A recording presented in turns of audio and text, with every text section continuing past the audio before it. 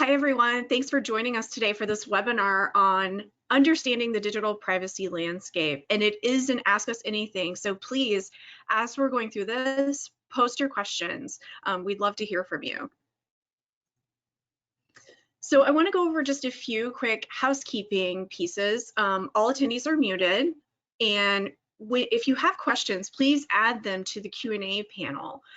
We will either answer them live. If we can't get to some of them, we will then follow up with you afterward. And we will be sending this recording to everyone afterwards. So don't feel like you have to take notes throughout. We will be sending this afterward if you want to review it again or share with your team. And we're SparkPost. We are the industry's most trusted email sending and optimization platform. And essentially, we help senders reach the inbox via solutions to help people plan, execute, and optimize their email programs. So that's everything from our sending. We send 40% of the world's commercial email, but we also help with via Taxi for Email, where you can create an email design system and put it within the solution and have some workflow capabilities. We also have some deliverability analytics, inbox tracker. We also have competitive tracker to help you analyze what your competitors are doing. So, we definitely live and breathe email, and we are, we definitely help a lot of the enterprise email senders with a lot of the different needs they have. And you may have heard within the last year, we were acquired by a company called MessageBird. And I'm really excited to see where this goes because they have a mission of helping their customers communicate with business in the same way they communicate with their friends. So as all of you know, your consumers out there, it's really hard to communicate with business if you have like a support problem or even you receive a marketing message and you want to reply to it and things like that.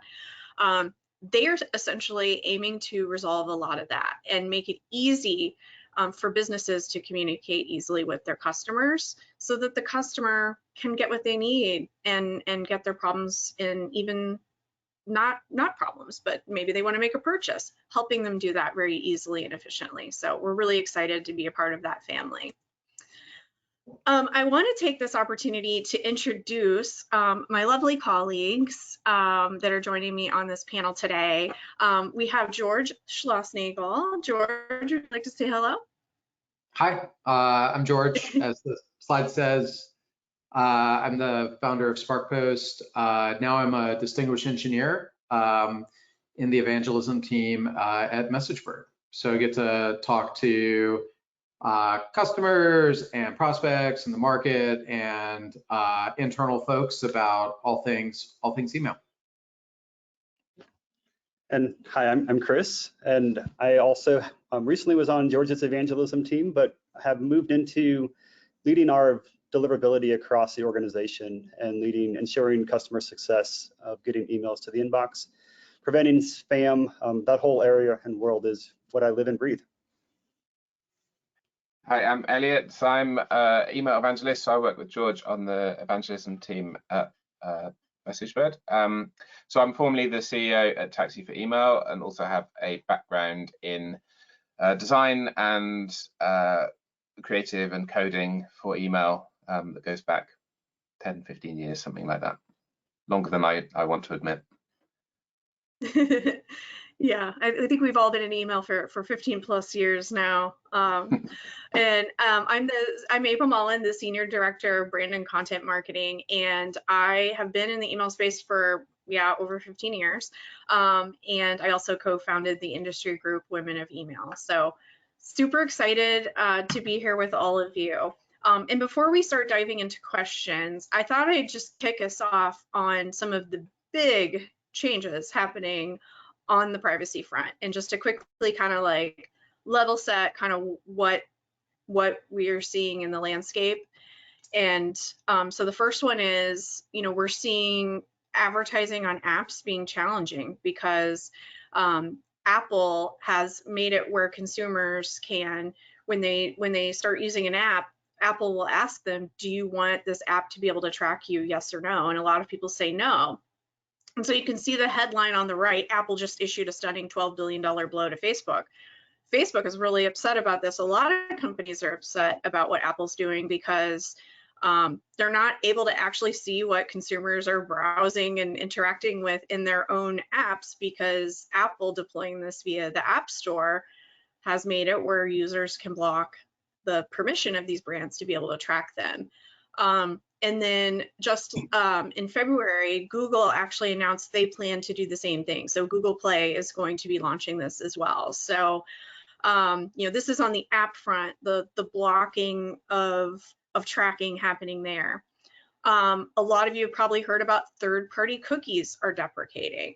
This has already happened on Safari, Apple's browser, Mozilla's Firefox, and then Google has said in 2023 they're going to prevent the tracking of third-party cookie tracking in their browser as well.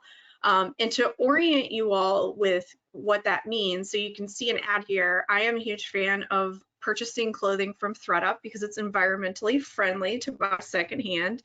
And this is an ad I received when I was on CNN.com that actually showed items that I had browsed in this ad. And essentially that is, I was on ThredUp, and when I go to another website, those third-party cookies can then still kind of follow me, if you will, and they can show things that have happened that I have done on other sites. And that functionality is about to get a lot more limited if you think about the number of people that use Google Chrome. One thing that I do want to note that's interesting and that we're going to be keeping an eye on is that I think it's the European, it's either a couple of countries in Europe or it might be all of the European Union, actually has a lawsuit going against Google, saying that this is going to commercially hurt business for them to go do away with third-party cookies, which is actually really surprising to me that they're doing this, because typically, like, Europe is quite sensitive and doesn't sensitive to things like third-party cookie tracking, and that they would maybe want to see it go away, but it turns out actually they want to see it stay. So it'll be kind of interesting to see how all that plays out, and we'll be keeping an eye on it. Apple Mail privacy protection, something that hits closer to home to all of us as email people.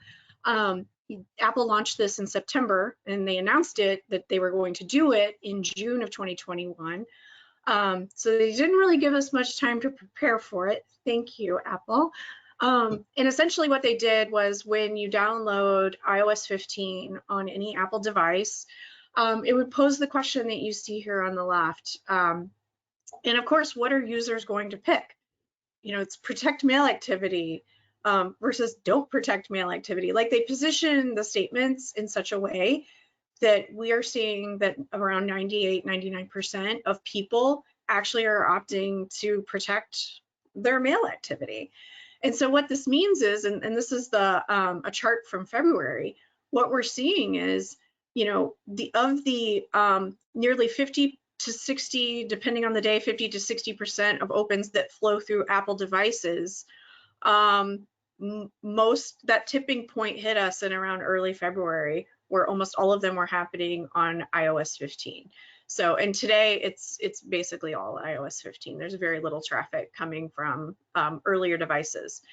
And this essentially means that mail is being prefetched, meaning it's being opened by a machine at Apple, and it's anonymizing data such as location, time of open. So these aren't real human opens. These are like machine opens by Apple. We are able to track those at SparkPost, and I think a lot of technologies are catching up to be able to track those prefetched opens. But it kind of has hurt the open rate in terms of we can't really rely on it. And this prefetching, per some research that Chris and George have done, actually goes beyond Apple.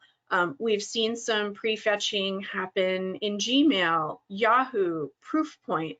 So it kind of makes us wonder, is this, and it's not a lot of traffic that's happening, but it's kind of making us wonder, like, are they testing the waters? Is this maybe something that's going to come with other, Apple is an environment, but then also very specifically in different mailbox providers, we're seeing this too. So it's hitting us from multiple angles, and it's just something that we need to keep an eye on. I don't know if there's anything else you wanted to add on this, Chris, given, you've immersed yourself in this recently. Yeah, no, I think you covered it pretty well, April, and it is probably going to keep expanding as far as that prefetching goes, and it exists in the wild anyways, right? Apple did it in a slightly different way in that they prefetch everything with whether it's opened, but bots prefetch, security appliances do open mail. So this has been going on for a while. Apple's take was slightly nuanced, but that nuance will probably continue expanding. And so now I invite you all to please post your questions in the questions box, because we're now moving on to the Ask Us Anything portion of this webinar, and we'd love to answer your burning questions from the strategic all the way down to really technical questions. So I'm going to stop screen sharing. I do actually see a question already, so let me stop the sharing. Okay, so let me go into our questions that I'm seeing in the box, in the questions box. A lot of changes have come in recent months and years that are driven not by governments, but tech titans like Apple and Google. I'm interested to hear from the panelists on what each of you thinks about this. Should privacy be something enforced by the private sector, government regulation, both? Who would like to start us off? We also have Americans, and then we have Elliot is British, so it'll be interesting to hear the different perspectives here. So almost European. Almost European. Former European. Yeah. So he's on the European continent. if it was government mandated, they'd make an exclusion for political email, I guess, would be my initial take on that. Yeah, I don't know. It's interesting because, like, having lived through the GDPR and the implementation of it here, even though there isn't, I think they mentioned the word email like twice in the entire text of the the legal document. It's for something that is so impactful on our industry. So much of it is you need a kind of legal opinion of it, rather than explicitly saying here's what you should and shouldn't do. So it's all kind of tested based on what you can get. That it kind of goes to your, in the UK it's the ICO, which is the Information Commissioner's Officer. So like it kind of goes and gets tested, and they work out if you're a breach of something. So like, yeah, the thing, like, so yeah, my kind of point on that, I suppose, is like the government. If it was a government mandated thing, it might not be as explicit as it perhaps should be or needs to be effective, and especially in a space that moves very in a very fast and complicated way. It might not be the best way to do it. The thing that I think is interesting, looking kind of as obviously as an outsider, looking at like what Gmail is doing potentially, like you could argue that, so like Apple, they made a big thing about it being a very strong privacy focused. Like, here is what's going on. There is if you open an email, there's potential for tracking and analytics and things that you may not be aware of, and that kind of thing. It looks more like, for Gmail at least, like potentially that's more of a UX thing. Like the privacy implications are obviously huge, and there's potential for either Google to monetize it or provide different analytics or whatever might happen down the road. But with Gmail, it feels a little more like they're seeing what emails are already in your inbox and getting the images ready, so that when you click on it, the images are already there, rather than it being about obfuscating. That's a big word for a webinar. The privacy and that kind of thing. Yeah, that's a really good point. Yeah, I think that maybe not to be a cynic on these things. I think particularly when you look at banning third-party cookies, who does this benefit? I think it benefits two groups. One, obviously, is the user, and as a user, I'm really excited about these general privacy changes. And I think that they're undoubtedly and indebatably good things for end users. I think at the same time, it also benefits the ad networks, right? So Google is replacing third-party cookies with a walled garden ecosystem for audience creation, audience management, and that really benefits Google. And I think when you look at the Apple changes, these changes benefit Apple as well. By creating a tighter ecosystem that's harder to break away from. Apple's own terms of use don't prohibit them from using your data in the way that their services prohibit apps from using it.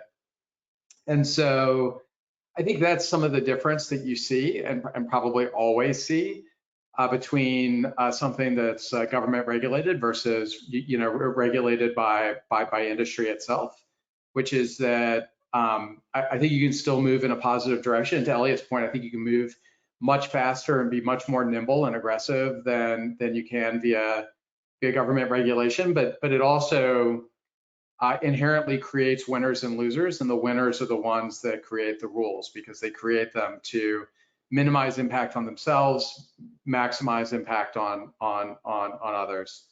And so maybe that's like a slightly cynical way. I mean, I'd personally love to see effective regulation. I also think that email has a very long history of not being effectively regulated, even when it's regulated, right? For those of us who, I mean, I guess we all live under can't spam if you mail people in the U.S. And for those who are around, during the creation, I think it's a highly flawed regulatory framework that really doesn't have many teeth. And I think that it's hard to reasonably expect more than that out of privacy regulations, at least here in the U.S.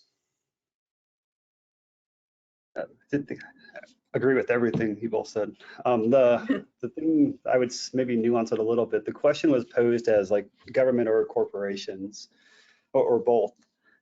I would kind of say data privacy is so abstract and transient in some ways, right? It's always changing. It's moving. It's constantly flowing. That it's government, corporations, and individuals are all responsible for where data privacy moves to. Individuals have to hold the corporations and government responsible for here's what we want protected with our privacy. Corporations have to help individuals know what they're doing with their data. Like it can't just be done in secret. Like individuals have made it very well known that we want to know how our data is being used. There are cases that we're willing to give it up because of the benefit, but it's being done oftentimes so far there's just no knowledge of what's taking place. And so that voice is being pretty much echoed very loud and clear throughout, I would say, the world, not just the US, not just Europe, but individuals are making that voice known. So I'd say it's three groups that all are coming together to say, we need to do something, and then governments can lay out, here's what our individuals have said they want, and then corporations have to provide the platform and the tools to accomplish it. Yeah, totally agree. I too am a bit of a cynic though, like George. I know corporations have a role in letting people know how they're using their data. Like they definitely have a strong role in privacy. I think I'm uncomfortable that they're actually creating the rules in light of, at least here in the US, it seems like government not being proactive when it comes to privacy. We've got in the US specifically, we have very fragmented, privacy laws, Graham-Leach-Bliley, HIPAA for medical, Fair Credit Reporting Act. It's like, there's all these like different kind of places where privacy is covered, but there's not like overarching privacy coverage. And I think as a result of that, it actually created kind of this opportunity. If you look at, you know, the white space when Apple was planning, like, how do we want to message and brand our company? And it's great that privacy is such a stronghold for them, but then for them to start actually kind of enforcing rules on other companies, I don't know that the spirit of it is totally without self-interest in mind. You know, like they've definitely positioned it like, oh, we're protecting consumers, and like, yeah, consumers might be getting protected, but like they're just launching these broad swath policies that are really detrimental and impactful to what we're doing. And I don't know that what they're doing is actually exactly what consumers want. Like, do consumers want? They don't really understand, like, do they really understand what they're opting into when they say protect my mail, don't protect my mail? Probably not. Like, an open to those of us that are marketers is pretty benign. So I don't know. It's kind of troubling to me, but it's in some ways it's why it's not been solved yet, right? Because yeah. then you end up with stuff, if government writes solely the policy without influence from corporation or industry, you end up stuck with like GDPR, right? Where there's so many contradictions within GDPR around you can't accomplish some day-to-day tasking. As an example, IP addresses on a block list within the email space are probably technically PII. And so when you're checking a block list for an IP address, that IP address, because of the way GDPR defines IPs being personal information, the fact that that IP address is transferring and you're taking a sender's IP address, checking a block list, is that now compliant with GDPR or is it not compliant with GDPR? It's a really gray area that wasn't even considered when writing policy around, we're just going to say IP addresses are private, personal information. Mm-hmm. So it gets interesting when government writes it. There is a huge controversy. I agree. Like, you got Google Privacy Sandbox that's coming into play, where third-party cookies go away because Chrome blocks them. And what do you know? Google releases Google Privacy Sandbox, as George was saying, that allows you to go there now to do ad tracking in a privacy compliant way that just happens to go through Google. And it's very expensive, by the way, and not as targeted as what you could do with third-party cookies. Okay, we're getting some great questions. So aside from relying on first-party lists, what are some other ways to retarget folks who visit a website in a post-cookie world? So I don't know about the Privacy Sandbox, but that might be one way. But also, like, I can't emphasize this enough, first-party data really is where it's at. So I know this question is saying, like, aside from relying on first-party lists, I think first-party lists do need to be your focus. Like I think that's the point.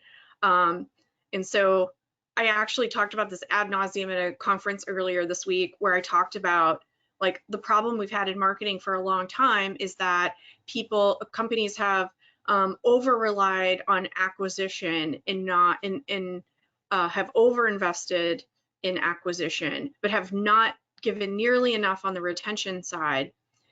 And I think the shift needs to happen. If you think about, like, you fill the bucket from the top, that's acquisition. You fill the bucket with water, and we've had a leaky bucket because we haven't been given enough investment.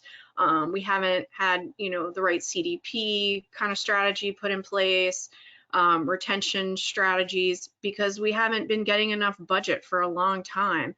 And I think CMOs everywhere now, this is kind of the call to action of, like, hey, you're no longer going to be able to, like, pay for your bad retention problem to go away by just going out and reacquiring new people, because it's going to be costlier and you're not going to be able to target the kind of people that you want as well as you could in the past. So we're going to have to rely on this first party side of marketing. It's not as exciting.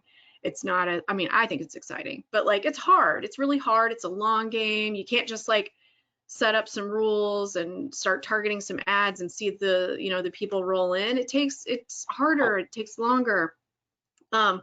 but like that's where it's at. That's where it's going to be in the future. So I would say, you know, if you think about the bucket again, yeah, we're still going to be filling it from the top, but also the water level can raise by plugging the holes at the bottom. And I think that's really the strategy we're going to have to employ going forward in the future, with zero and first party data in channels that are powered by it, which would be like email, SMS, if you have, you know, WhatsApp marketing, which is, you know, just starting to take hold in certain countries of the world, but it's pretty exciting. The use cases are exciting. I mean, it goes on and on. Even direct mail. I'm getting direct mail from e-commerce companies that don't even have physical locations, and it really stands out. So anyway, I kind of went on a tangent there, but anyone else have any thoughts? What do you think this is going to do to affiliate marketing? What was that, George? I'm sorry. What do you think that this is going to do to affiliate marketing? Oh, I haven't even thought of that. Right? So they're like, this is where I'm saying the laws are transient in the sense that whatever law you put in place today, there's probably going to be something that works around it a little bit. Like identity solutions are becoming hugely, hugely popular in the sense of it's not a third-party cookie. You actually have a user log into your platform, you know their email address. That email address is now passed back into these identity solutions that allow you now to, as you start centralizing this data into multiple identity solutions, publishers can publish into that, and you have now a tied connection across the internet again. I think in Europe, Elliot, I forget the article I was reading in the stat, but these ID solutions are almost approaching the same volume levels as third-party cookies for publishers. Like there's enough publishers now publishing into identity solutions that as you log into different websites, they're still able to tie it back into and kind of advertise selectively to people on different websites because they log into that website.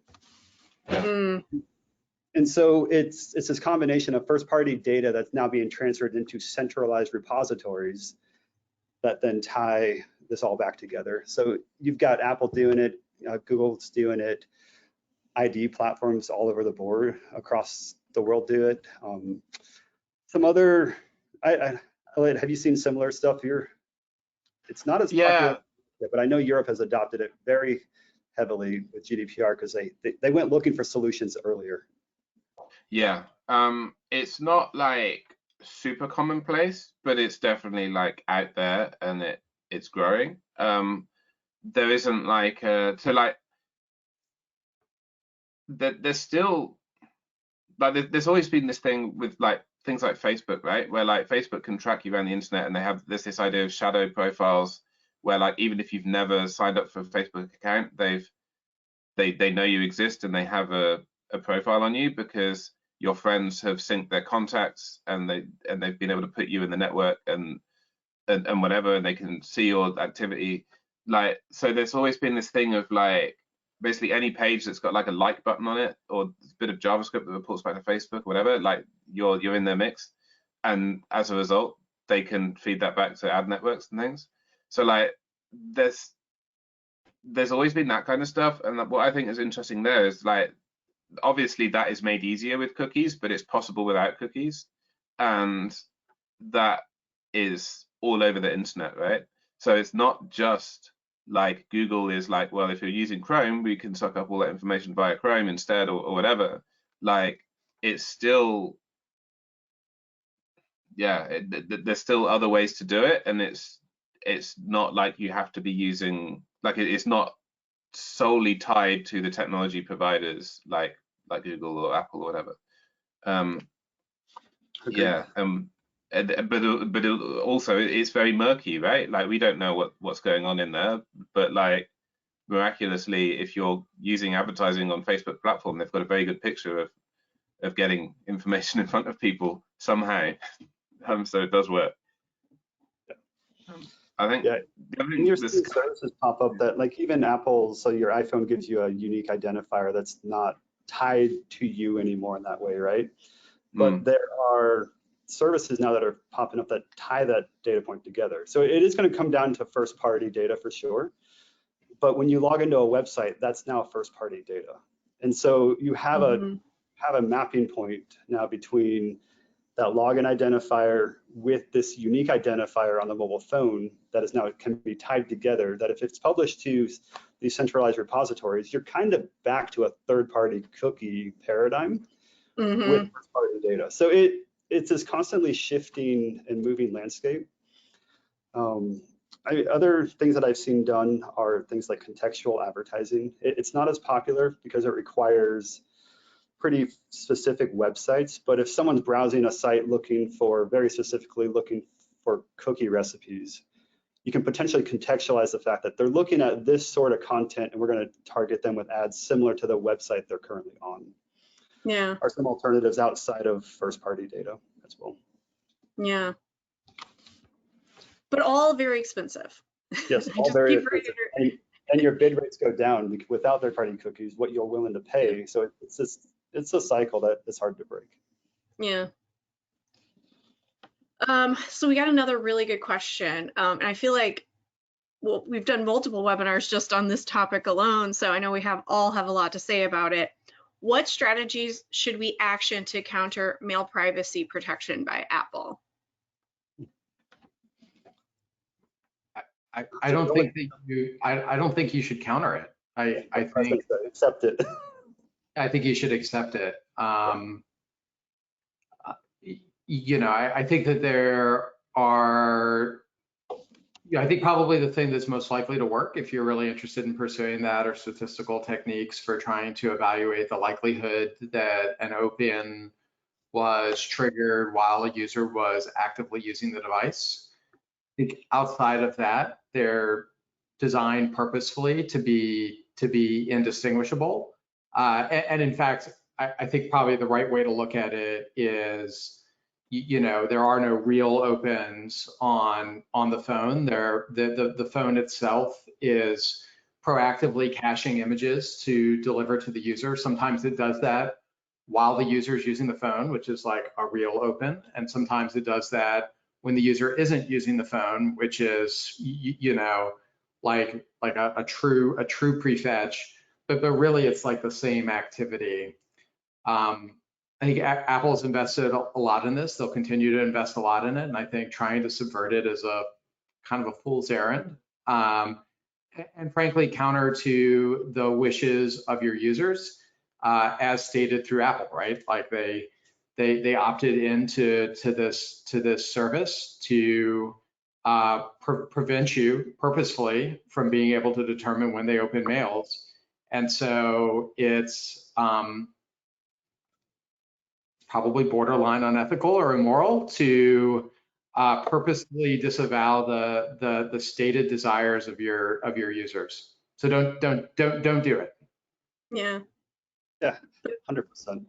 And maybe on a more, if it's coming from a slightly different direction, if you're trying to figure out to ensure how do I know I've got people on my email list? Are they engaging with my mail or are they not engaging? Because you want to do proper list hygiene. You want to get people off your list that are not engaging.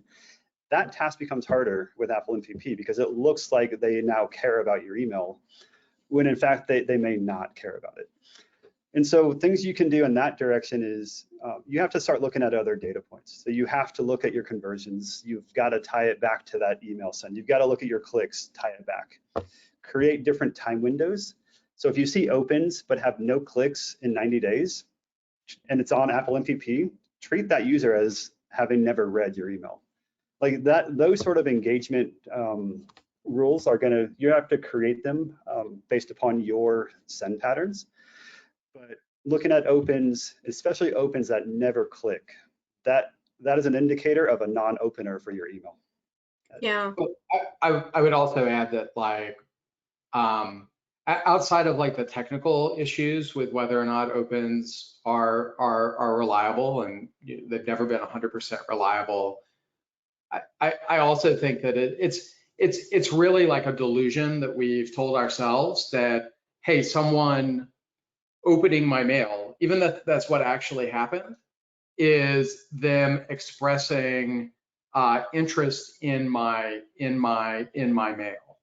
I think, you know, I think one of the real positives of moving to like a post-open world is that it really forces people to use measurements that are much more indicative of like actual interest and actual engagement in the mail. Scanning through your inbox, looking like scanning through your inbox and going like, what's this, what's this, what's this? That is not like that is not engagement, right? And I think that we as marketers have long deluded ourselves into saying, oh, hey, that's like that's engagement, when you know it's sort of like more of a proxy for a real user who is opening your mail. I guess to a certain extent, still half true. Yeah. Follow on that, George. Some marketers may have to change how they go about sending email, right? Because there are a group that the whole purpose was to send the email. There was no call to action outside of opening the email. Sure. And so newsletters, a lot of buy one, get one off. Like I would get offers all the time in my inbox of, hey, use this code in the store. But there was no call to action anywhere outside of opening that email to get the code. So taking and rejiggering those sort of emails is going to be required in order to know whether the user really cared about that message or not. I use this example a lot because I really think they do a great job of a newsletter type email medium. Is they do just a really great job of sending an email that either you're interested in the news that they sent or you're not, but they drive you, if you are interested, they drive you into their mobile app or their website by clicking the links. And they just do a really great job of tying those two channels together in a way that you can track call to actions. And I think newsletters overall have to move to that sort of paradigm where you put enticing snippets in your letters and then drive to other engagement channels to actually know if people are interested. Yeah, and also I was having a couple thoughts as you two were talking. One is if you are concerned that something is like has evolved into a spam trap because the user isn't showing or the open activity isn't reliable, Apple isn't going to be prefetching email for non-real users. So at least from the spam trap perspective, I mean, Chris, you're a deliverability expert, but I feel like that, like, they're still a person. We just don't know if they're interested. Yep. And I will say, without naming any names, we've confirmed with all the major providers that none of them are backed by Apple and PP, for example. So they're not intentionally backing these spam traps with an Apple device in order to trick you into keeping spam traps on your list. They want you to do proper list hygiene. Yeah. And then the other piece is, and you know, Chris, you were kind of alluding to this, but like looking at other metrics. So if, you know, actually, Chris, in the example of like getting the promo code in email and then going into the store, this is where the importance of like looking at lower funnel metrics of, did this user then use this discount code in the store? So this is where you've got to have your first party data house in order, CDP probably, or some, you know, some CRM CDP, whatever the database du jour is of the day, but like making sure that you have that real-time data on your customers as they have these activities, because and don't kill me, Chris, hopefully you as a deliverability expert will agree with this, but one of the things that I tend to think about in a post MPP world, it's not even just about email engagement. It's, are they engaged with the brand? So if you see purchase behavior, they're referring customers, they've joined your loyalty program, they're racking up points, but you haven't seen any clicks on their emails in quite some time, I'm a little bit less concerned about removing them from my list than I would be someone who has no other activity. Like they're not, we're seeing fake opens, we've seen no clicks, but they're not doing anything else with us. Those are the ones I would prioritize to purge. The others, it's probably like, okay, maybe the email hitting their inbox reminded them to go and shop, but they like tend to just like Sephora, for example. I love Sephora. I'm an active loyalty member of theirs. I don't always click through the emails. Sometimes I just go straight into the app and make the purchase, but it was the email that reminded me that they've got their big Sephora sale. And then I go in and I can see what offers are special for me in the app. And this is where our teams just have to get, it's just going to take more work, right? So before it was semi-easy, as George said, it was never reliable necessarily, but we tricked ourselves into thinking it was easy. We could send an email, get an open event, entice engagement from it. We're just going to have to do the work ourselves, right? You're going to have to look at time. So you sent the email, and did someone go on the app within the next 24 hours to make a purchase? And maybe tie those events together, assume that they were correlated in some sort of way, Yeah. and make those sort of assumptions going forward. We have to do that work and that data science work behind that. It's also like a reevaluation of how, so like to your point of like that's what we used to do, but also like that's kind of what we mistakenly thought was important. So like now we're in a world where, so like previously, and I think the kind of prevailing advice was always like, if you sent an email and someone didn't open it, that was a kind of personal slight on you and your brand and your work. Whereas now, if you think about like how people engage with social media, for example, like no one is reading every tweet that a brand puts out there or whatever. But that doesn't mean they're not loyal or interested in the company. And I think like we need to think about the inbox in that way a bit more. Like it's more a stream of content, and people will dip in, rather than people are, you know, the normal is everyone opens every possible email you ever send, and that, you know, that's what should happen. So I think it's kind of reevaluating like what is success a bit, and then how do we do that from there? The other challenge I think we've always kind of got wrong as email marketers, or been led to get wrong, is, as you said, like an open, like is only really, was the image downloaded or not? And the true metric of engagement in a completely ideal world is, has the information gone into their head and have they comprehended it in the right way that we intended? And unfortunately, there's no possible way to measure that. So we're always kind of conceptually moving away from that ideal metric, right? And yeah, what was the image is downloaded is probably too far from that. So like, what's a smarter way to measure engagement is the $1 million question, I suppose. What is engagement? Exactly. And my hope is, like, as marketers, we've been so inundated with data, and we've been so obsessed with like tracking via attribution. I think we'll now kind of start to pivot to be more focused on like, what is the customer doing overall, instead of like channel and campaign based. Not that that stuff isn't going to be important in the future, it will be, but where things start to become fuzzy on the campaign and channel based performance, the conversions and the things that are happening on your own properties is still something that's going to be trackable. And you also know when you triggered the event in front of the customer, whether it was a display ad or an email. And so I think we will be able to cobble together a good story if we have the right systems and data structure. Yeah, and I know it's a popular term, but we have to do the data science work. Like we've got to do the work to decide, how do we make this easy for our user? And going back to the privacy side, in a way that they're aware of we're doing it, like that it's not creepy, to make it, it's just, don't be creepy, right? With our data. Right, exactly. Yeah, that's a really good point. We got another great question here. It's called, let's see, we got a question that said, thoughts on the US state level rules?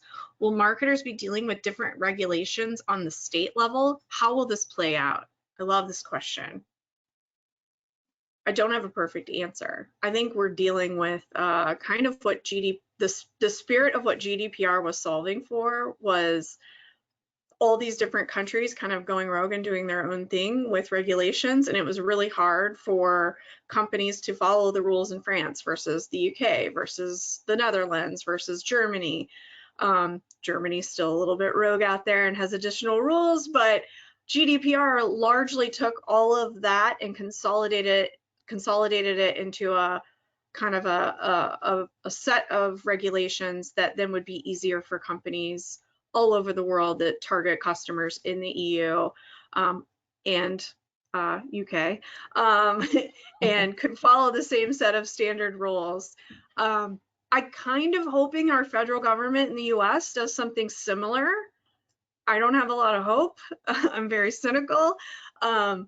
but I kind of hoping that like we don't have to like CCPA in Vermont and Delaware and Hawaii and like all these states coming up with new proposals that don't cause us to have to kind of stress about the differences in those rules.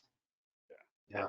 I mean, I feel like there's like, I mean, not just within email and not to order into politics, but I think that there's a lot in the US currently of conflicting views on how a number of things regarding, call it like broad privacy and compliance are administered, right? And like looking at like very different viewpoints pushed by big states like California and Texas. And I'm not sure what the path is to get uniform resolution there. Yeah, I agree, George.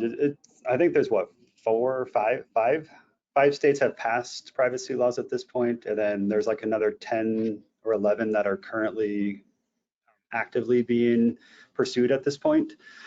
But in some ways, you can think of privacy laws within the US because of all the different states as they're there to protect the citizens of that state. As a marketer, unless you're only targeting certain states, you have to probably consider the most stringent of the laws, and that's what you adopt. Because the work involved in knowing where actual people are located at and where their citizens are at. Just because I might be living wintering in Arizona doesn't mean I'm a citizen of that state, for example. And so trying to parse through all the different state laws in order to find the most lenient one that you're going to target to, we probably just need to go the other direction, find the most stringent one. And that's what we adopt across the US in entirety, because it's going to keep happening. And I agree, it's going to probably be a patchwork because there's so many different state patchworks out there already. And every state has slightly different views on individual liberties within the US versus what the government should control.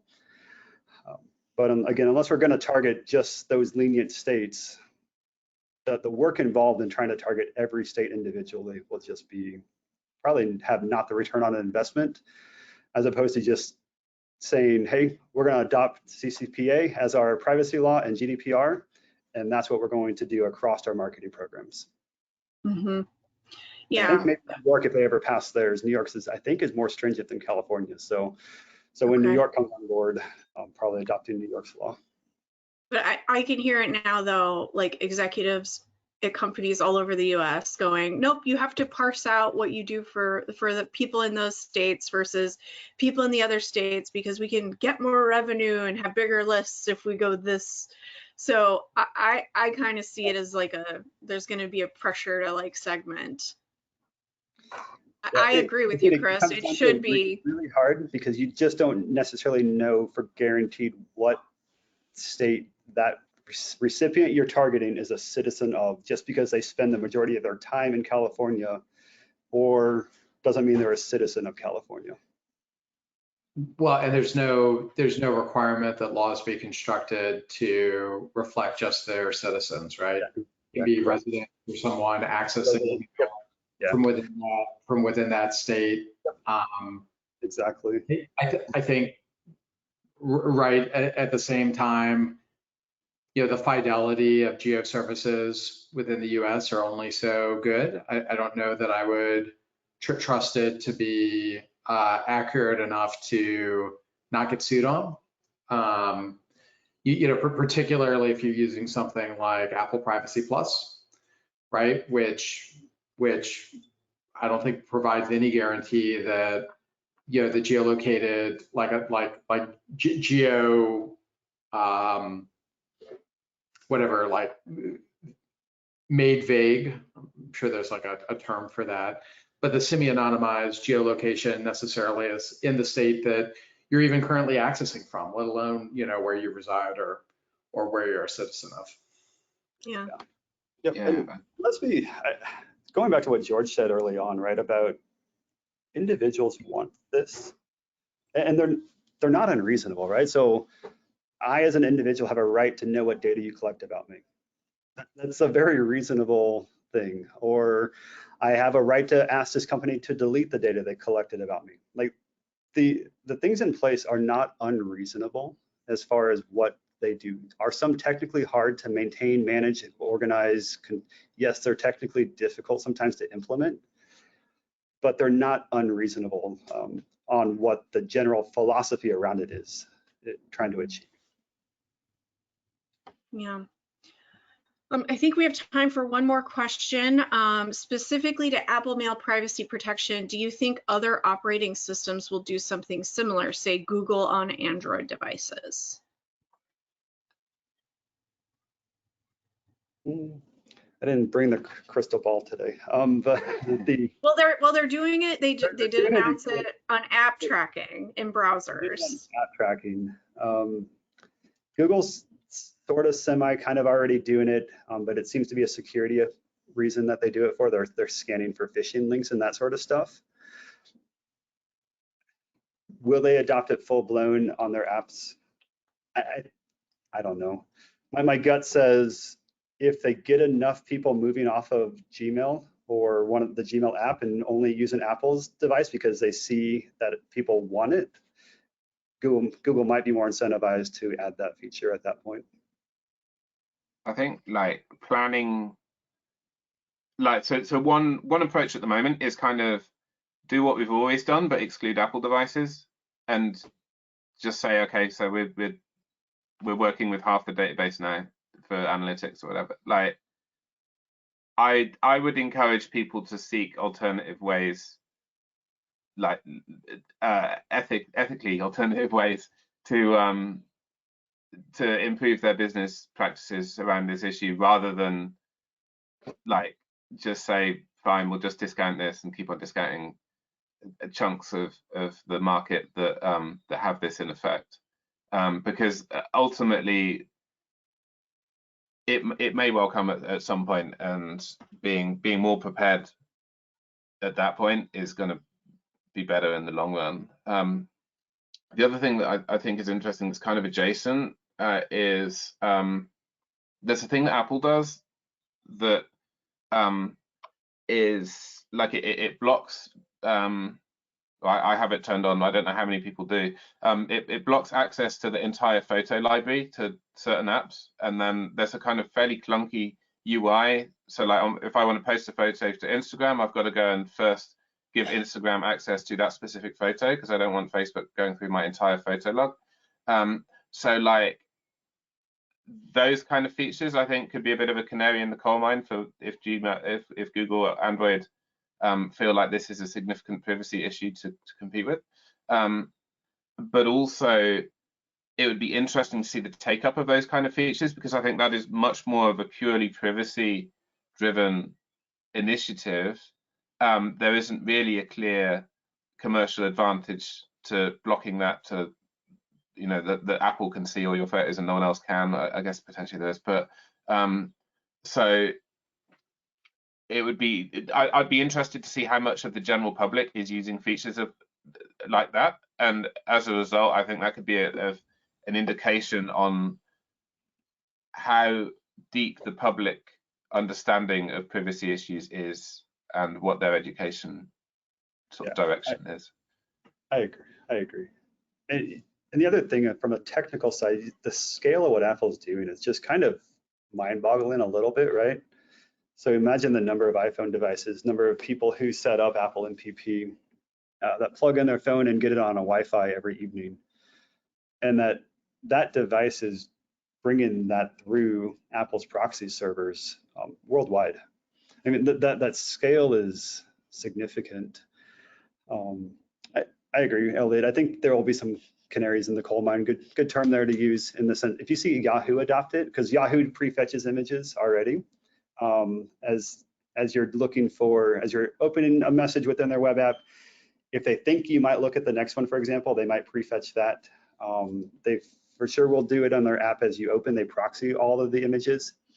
So if Yahoo, their product team, decides, hey, what Apple's done is really relevant to our entire user base, and it's worth us taking that cost on in order to do that, you might then start seeing that's another canary there in that coal mine for sure.